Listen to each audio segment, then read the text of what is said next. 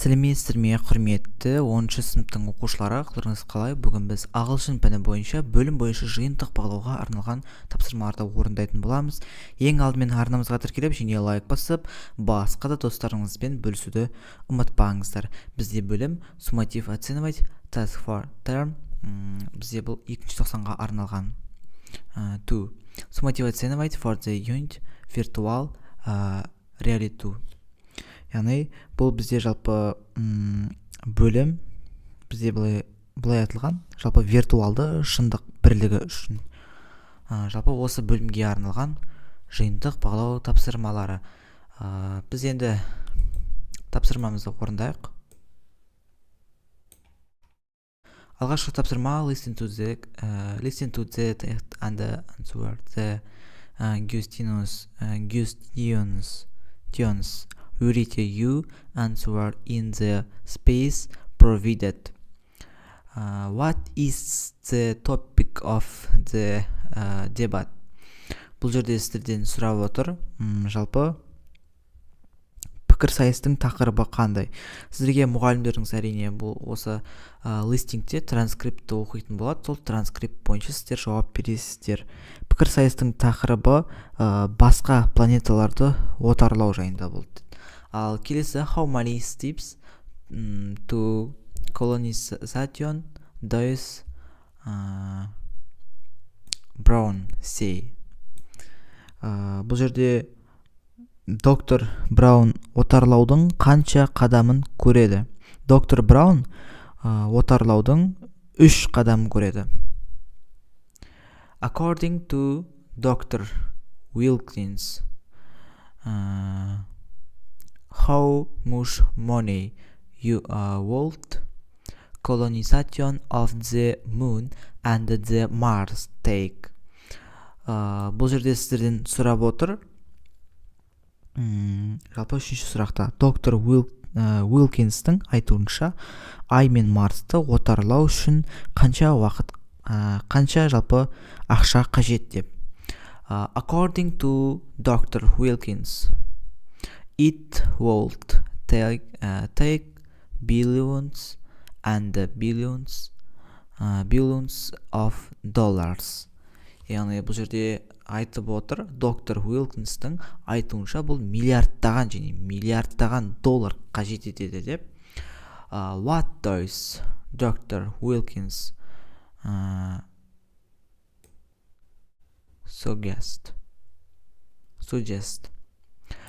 Dr. Wilkins suggests that we should spend the money on feeding people and protesting Earth's environment rather than making costly trips into space. Бұл жерде төртте айтып отыр. Доктор Уилкинс не ұсынады? Доктор Уилкинс бұл ақшаға ғарышқа қымбат сапарларға емес, адамдарды тамақтандыруға және жердің қоршаған ортасын қорғауға жұмсауды ұсынады. Келесі бұл сөйлеу, speaking, яғни сіздер мұғалімге осы сұрақтар арқылы сіздер жауап бересіздер. Present you ideas on the topic virtual reality, fantasy, book and films. Do you like reading fantasy books or watching fantasy films? You drive evidence to support you answer. Бұл жерде жалпы айтып тұр, сіз фантастикалық кітаптарды оқығанды немесе фантастикалық фильмдерді көргенді ұнатасыз ба? Неге? Жауабыңызды растайтын дәлелдер келтіріңіз. Мен қиял ғажайыптарды оқығанды ұнатамын, өйткені олар мені сиқыр мен шытырман оқиғаға толы әртүрлі әлемдерге апарады. Мысалы, маған Нарния шежіресі ұнады, өйткені ол қиялды терең тақырыптармен үйлестіреді. Келесі, what was the last fantasy book you read? Describe that happened in the book. The last fantastic book, кешіріңіздер. Бұл жерде жалпы сұрап тұр. сіз көрген соңғы фантастикалық фильм қандай болды, оны сипаттаңыз деген. Мен көрген соңғы фантастикалық фильм Өрмекші адам. Аяқты жалпы мен фильмді фантастикалық деп ойладым, өйткені анимация стилі ерекше және оқиға әртүрлі өлшемдегі бірнеше өрмекші адамдарды таныстырды. Арнайы эффектілер керемет, бұл әрекеттер тізбегін көрнекті түрде таң қалдырды. Do you think people energy reading or watching fantasy films you? I delive people. Жалпы бұл жерде аудармасын айтып кетейін. Қысқаша, сіздің ойыңша адамдар фантастикалық фильмдерді оқығанды немесе көргенді ұната ма? Неге? Менің ойымша адамдар фантастикалық фильмдерді көргенді ұнатады, өйткені олар шындықтан қашуды қамтамасыз етеді және біздің қиялымыздан тыс шытырман оқиғаларды бастан өткеруге мүмкіндік береді. Сюжет көбінесе көптеген көрермендер резонанс тудыратын батылдық пен достық тақырыптармен байланысты.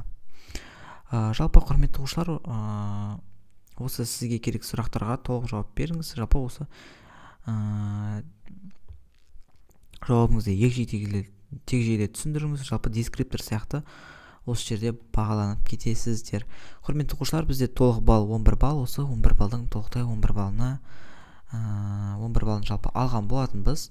Енді құрметті оқушылар, осы еңбегімізді бағалап, арнамызға тіркеліп, және лайк басып, басқа да достарыңызбен бөлісуді ұмытпаңыздар. Алдағы уақыттарда сіздерге арнап ағылшын тілінен екінші БЖБ тапсырмаларын сіздерге арнап шығаратын боламыз. Сол себептен біздің еңбегімізді бағалап кетуді ұмытпаңыздар.